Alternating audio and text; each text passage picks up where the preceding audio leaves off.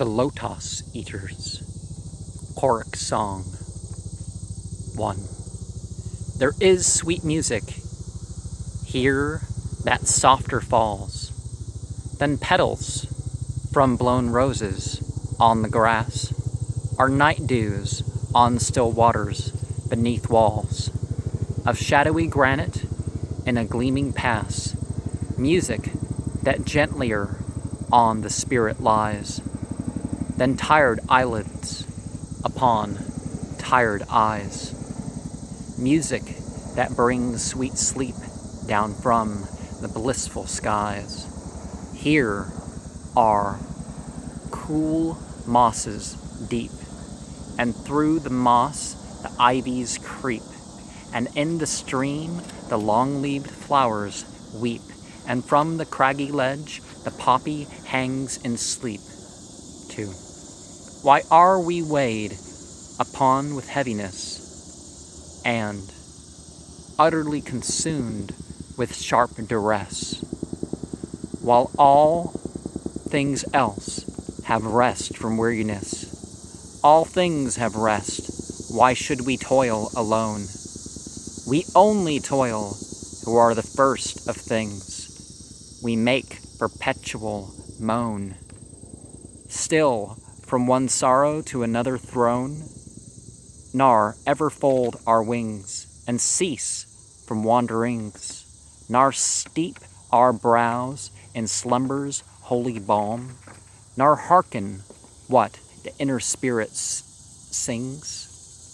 There is no joy but calm. Why should we only toil, the roof and crown of things? 3. Lo, in the middle of the wood, the folded leaf is wooed from out the bud, with winds upon the branch, and there grows green and broad, and takes no care. Sun steeped at noon and in the morn, nightly dew-fed and turning yellow, falls, floats adown the air, low sweetened with the summer light, the full-juiced apple waxing over mellow, drops in a silent autumn night, all its allotted length of days. The flower ripens in its place, ripens and fades and falls and hath no toil, fast rooted in the fruitful soil.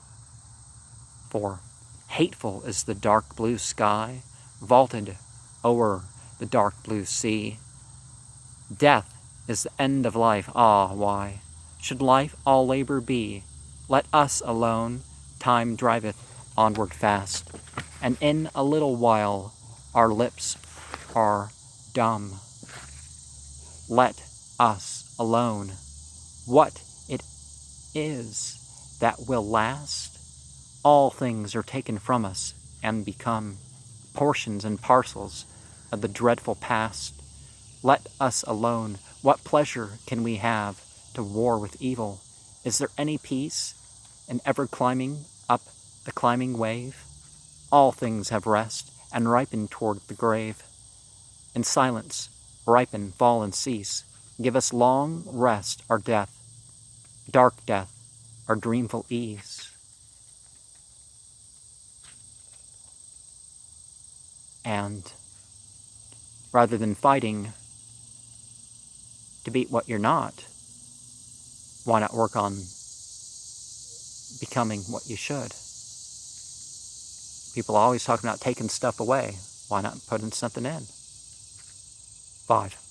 How sweet it were, hearing the downward stream, with half-shut eyes ever to seem, falling asleep in a half dream, to dream and dream like yonder amber light, which will not leave the myrrh bush on the height, to hear each other's whispered speech, eating the lotus day by day, to watching the crisping ripples on the beach, and tender curving lines of creamy spray, to lend our hearts and spirits wholly to the influence of mild-minded melancholy, to muse and broad and live again in memory,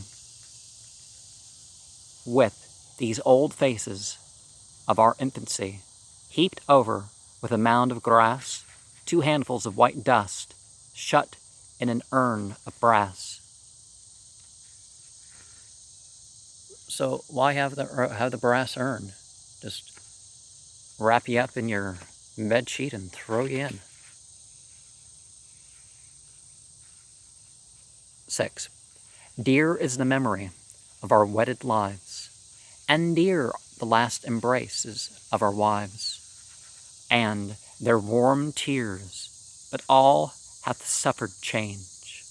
For surely now our household hearths are cold, our sons inherit us, our looks are strange, and we should come like ghosts to trouble joy, or else the island princes, overbold, have eaten our substance, and the minstrel sings before them of the 10 years' war in Troy, and our great deeds as half-forgotten things. Is there confusion in the little isle? Let what is broken so remain. The entities are hard to reconcile. 'Tis hard to settle order once again. There is confusion worse than death, trouble on trouble, pain on pain, long labor unto aged breath, sore task to hearts worn out with many wars, and eyes grown dim with gazing on the pilot stars. It's better to try to behave in the first place than to try to make it up, try to make things right. 7.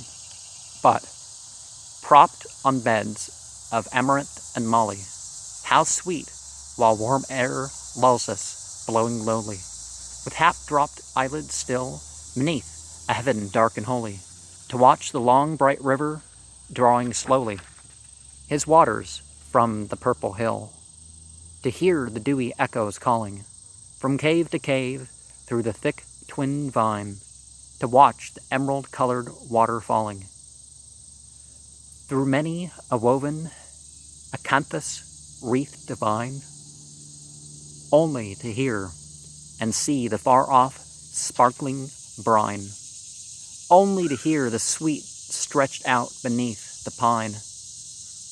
8. The Lotos blooms. Below the barren peak, the Lotos blows by every winding creek. Lotos. Do they mean lotus? All day the wind breathes low with mellower tone, through every hollow cave and alley lone, round and round the spicy downs, the yellow lotus dust is blown. We have had enough of action, and of motion we rolled to starboard, rolled to larboard, when the surge was seething free, where the wallowing monster sprouted his foam fountains in the sea.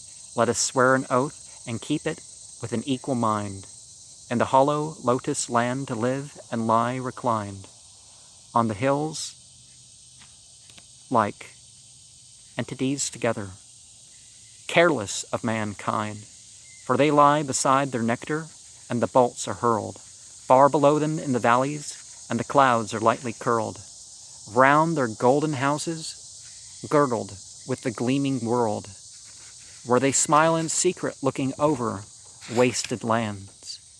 Blight and famine, plague and earthquake, roaring deeps and fiery sands, clanging fights and flaming towns and sinking ships and praying hands. But they smite, they find a music centered in a doleful song, steaming up a lamentation and an ancient tale of wrong, like a tale of little meaning through the words are strong, chanted from an ill-used race of men that cleave the soil, sow the seed and reap the harvest with enduring toil, storing yearly little dews of wheat and wine and oil, till they perish and they suffer. Some, 'tis whispered, down in hell suffer endless anguish, others in Elysian valleys dwell, resting weary limbs at last on beds of asphodel. Surely, surely slumber is more sweet than toil, the shore, than labor in the deep mid-ocean, wind and wave and oar. Oh, rest ye, brother mariners, we will not wander more.